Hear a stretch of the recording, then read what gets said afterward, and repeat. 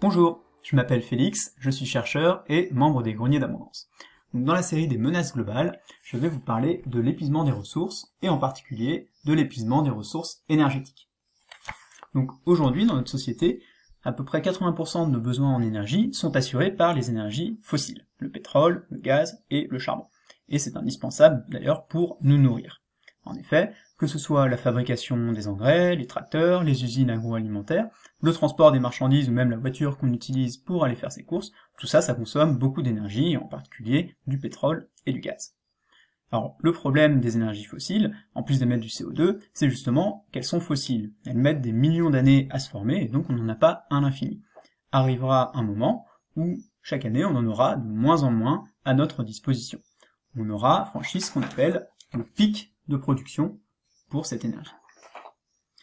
Alors, l'Agence internationale de l'énergie nous dit que pour le pétrole, ça fait déjà plus de 10 ans qu'on a franchi ce fameux pic. En tout cas pour le pétrole dit conventionnel. C'est celui qui est le plus facile à extraire et qui représente aujourd'hui plus de 80% de notre production totale. En fait, depuis ce moment-là, c'est le pétrole de schiste aux États-Unis qui a permis malgré tout à la production mondiale d'augmenter.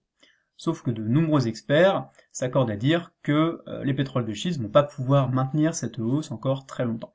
En fait, avant 2025, il faut s'attendre à ce que la production pétrolière mondiale entame un déclin irréversible. Et ça pourrait même aller beaucoup plus vite que ça avec les dégâts qu'est en train de causer la crise du Covid dans le secteur pétrolier. Parce qu'avec un prix du baril aussi faible qu'aujourd'hui, impossible d'investir dans les infrastructures qui permettront la production de pétrole de demain.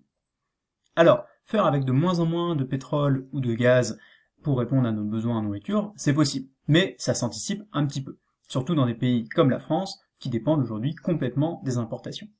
Et quand on sait que notre nourriture a parcouru des centaines voire des milliers de kilomètres avant d'atteindre notre assiette, on se doute bien que la sobriété énergétique et la réduction des distances parcourues sont des éléments essentiels de la résilience alimentaire.